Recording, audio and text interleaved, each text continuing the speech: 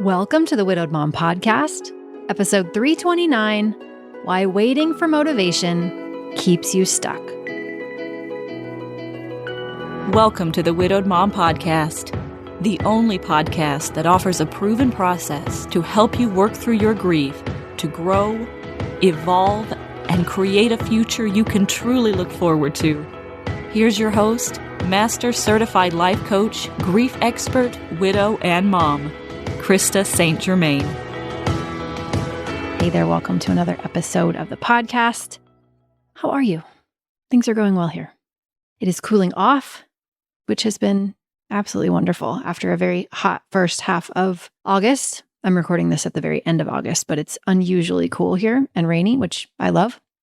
I am missing my daughter, who is in Prague for the semester. It's going well. Lots of growth opportunities. She is working with study abroad students. I know it's hard work for her, but I think she's having fun and there's a lot of growing happening, which is fun to watch from a distance. I will go and see her hopefully in December. And then my youngest is enjoying semester number 1 at our local university, Go Shocks, living at home, getting involved on campus, and just figuring out how to navigate college, studying and campus life and all of that. It's also really nice that our new house is only 10 minutes away from campus because it's a very short drive. And it's kind of fun to be close to all the action, not just on campus, but just generally speaking, we're closer to the center of the city, which is different. I haven't really ever lived this close to where everything is happening, which is kind of nice. So things are going well. So I hope things are going well for you too.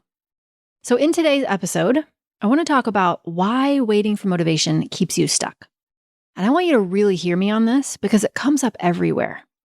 Small daily tasks and big life decisions. So here's what I have seen. Motivation is not nearly as important as we have been taught to think that it is. And it is definitely not something we want to consider as the starting point. So your primitive brain is designed to do 3 things really, really well. Seek pleasure, avoid pain, be efficient. I did an entire episode on this very early in the podcast called the Motivational Triad for Widows. You can go check that out. That wiring kept our ancestors alive. I'm glad that it is there. But in modern life, in today's world, and especially after loss, that wiring can work against us.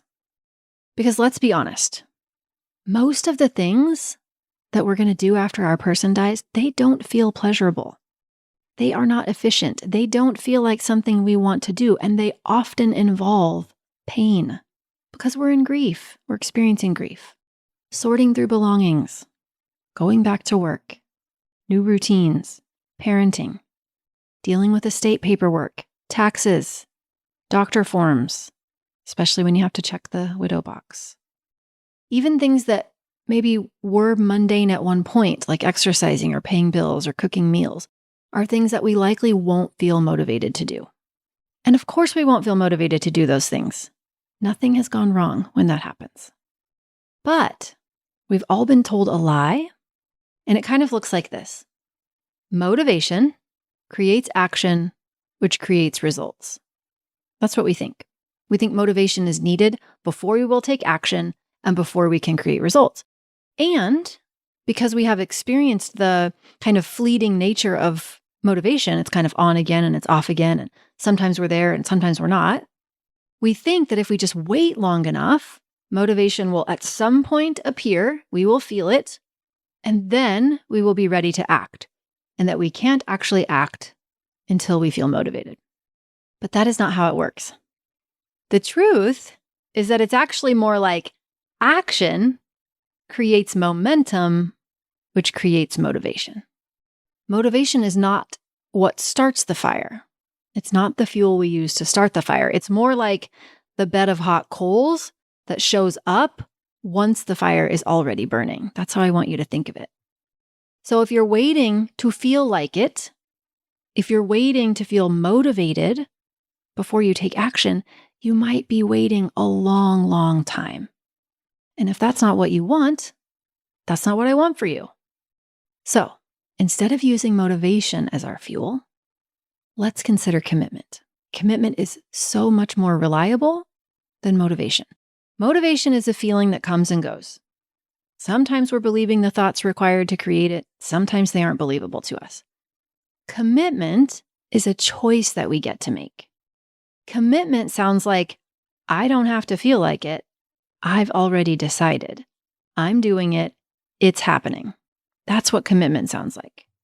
Think about the difference between using motivation versus using commitment. Motivation says, I'll do it if I feel like it. I'll exercise when I feel like it. I'll pay the bills when I feel like it. I'm really not in the mood to do that thing. Commitment says, I exercise because my health matters to me. I exercise because I want to have a lot of energy for my grandkids. I exercise because I want to age gracefully and have a high quality of life and good bone density and muscle mass, even when I don't feel like it. Commitment says, I care about this thing so much that I don't need to feel like doing it. I just do it. One is very fleeting and can leave you stuck. The other is something you can grab at any time. You can choose for yourself at any time, and it will move you forward. I see this all the time as an example for widows when it comes to deciding what to do with your person's belongings, your person's stuff. And by the way, when I use this example, this is in no way me saying that you should be dealing with your person's belongings, that there is a timeline for such things, that you're wrong if you haven't. There is no timeline. You totally get to decide. You're not wrong if you haven't, right? But if you have decided that you want to do it and you like your reasons, which is what I'm assuming here, then if something is in your way, we want to get it out of the way. So this is what I see. Someone has decided, I do want to do this. I do like my reasons, and yet I don't feel motivated. Therefore, the timing isn't right. They want to do it, but they just don't feel motivated to do it. So they wait for the day that they'll feel motivated. Or they might ask me for help on how to feel motivated. Either way, the feeling of motivation doesn't come as fast as they want it to. And then months go by, sometimes years go by, and they're still not taking action that part of them really wants to take, but they just don't feel motivated to do. And this makes so much sense, right? Because dealing with your person's stuff doesn't look anything like seeking pleasure. It doesn't look anything like avoiding pain. It is in no way efficient. It actually looks like the opposite of those things. It is quite painful. It is not a lot of pleasure in it. And it takes time and it requires effort, which is not efficient. And motivation probably isn't coming. It's not really reasonable to expect that we're going to feel motivated to do that kind of a thing. So, shifting into commitment, on the other hand, is a very different experience. So commitment says, yes, this is going to be uncomfortable. I have decided to start with one drawer. I have decided to set a timer and do it for 15 minutes. I value creating a space that feels good for me, and I am committed to doing this one step at a time. Commitment says, this isn't going to feel good, and I'm willing to let it not feel good. I am willing to stay present with myself, to stay present with how I feel, because I want it done. I'm committed to figuring this out. I can be kind to myself in the process. This is happening, and I don't expect to feel good until I'm done. Do you see the difference? Commitment is fuel that you can use to move yourself forward. You do not need motivation. You don't. I also see this all the time with women who tell me that they're interested in my coaching programs and they tell me that they want to join, but then they will end up saying, well, I just don't feel ready. I just don't feel quite good about it. I'm just not sure the time is right.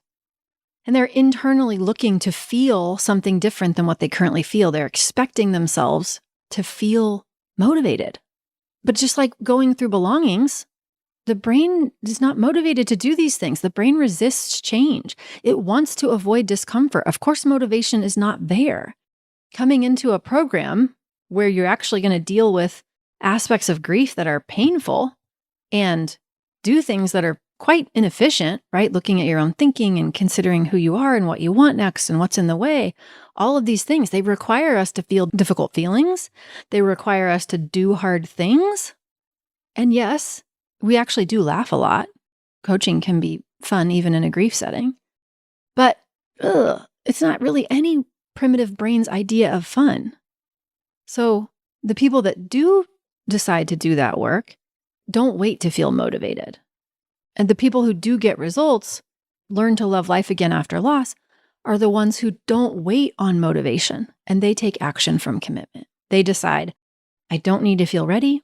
I don't need to look forward to this. I don't need to feel good before this happens. I'm doing this because I want a future that I actually want to live, because it will feel good when I'm done. And so I'm committed. And that's the difference. And I want you to be thinking about, where are the areas of your life that you are waiting for motivation that may never come?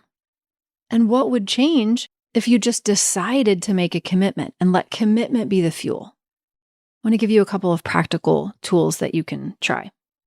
First of all, tiny, tiny, tiny. Make it tiny. Shrink the task to the smallest possible step. What is the next smallest step I could take towards where I want to go? It can be a 1-minute task, 5 minutes, 15 minutes, one drawer, one email. One of my favorite mantras has always been, and I thank you, Fly Lady, I can do anything for 15 minutes. I have leveraged the snot out of that over the last 20 years. I can do anything for 15 minutes because I believe it and it feels small to me.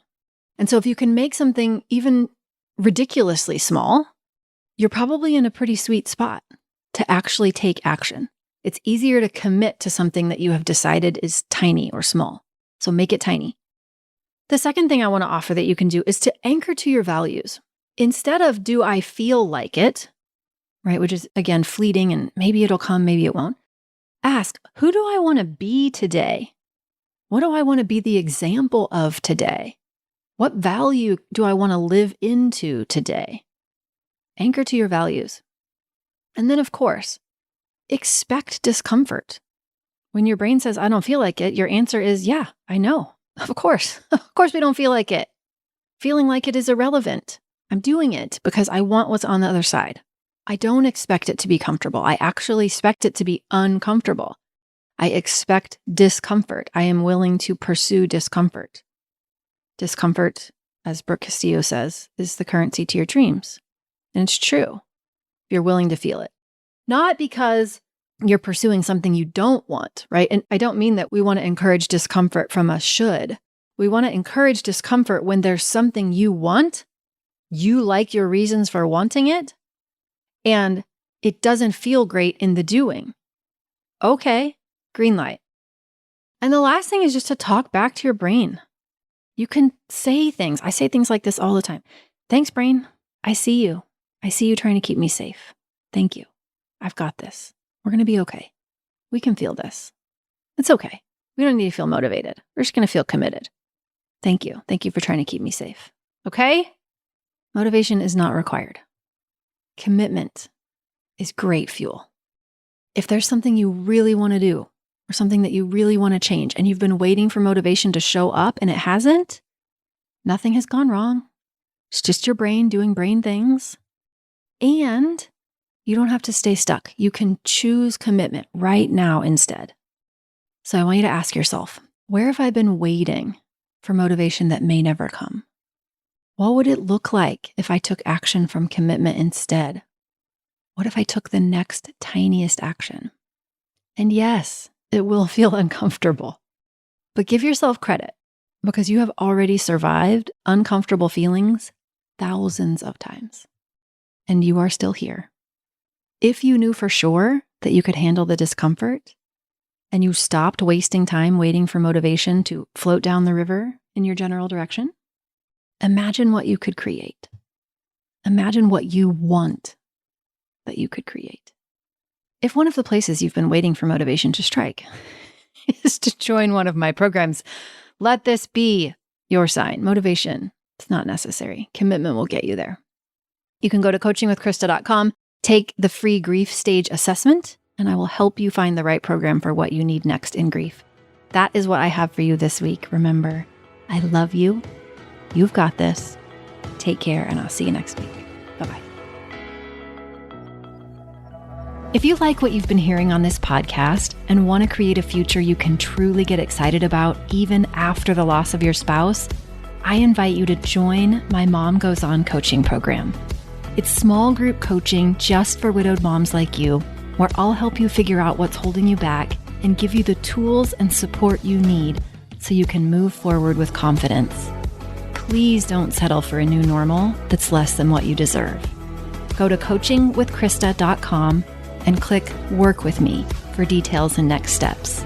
I can't wait to meet you.